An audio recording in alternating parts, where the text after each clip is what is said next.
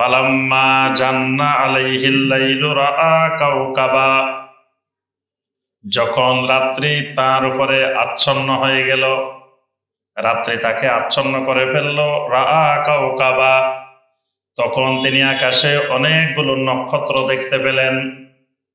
ক্বালা হাযা রাব্বি, এখানে ইব্রাহিম আলাইহিস সালামের ভাষায় ওই যুগের মানুষের কথার প্রতিফলনটা তুলে ধরছে। তখন তিনি বলে উঠলেন, হাযা রাব্বি, এই তো আমার রব। মানে এক একটা তারকা উদিত হইতেছে, আর কিছু লোকেরা বলতেছে এই তো আমাদের রব এসে গেছে, আবার আর কিছু এসছে এই তো আমাদের রব আসছে। তারকা তো সব একসাথে দেখা যায় না, কিছুক্ষণ পর পর দেখা যায়। তো এই যার রব যখন উদিত হয় তখন সেই পূজা করা শুরু করে, ইবাদত করা শুরু করে, এই তো আমার রব, এই তো আমার রব।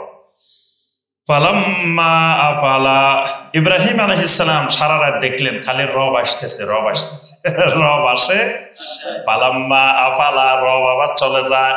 কতক্ষণ থাকে, কতক্ষণ চলে যায়। যখন চলে গেল তখন ইব্রাহিম আলাইহিস সালাম তার জাতিকে লক্ষ্য করে ঘোষণা দিলেন, ক্বালা লা উহিব্বুল আফিলিন, ও আমার জাতি, যেই রব নিজের অস্তিত্ব ধরে রাখতে পারে না, কিছুক্ষণ পরে বিলীন হয়ে যায়, এই জাতীয় রবকে আমি ভালোবাসি না, পছন্দ করি না।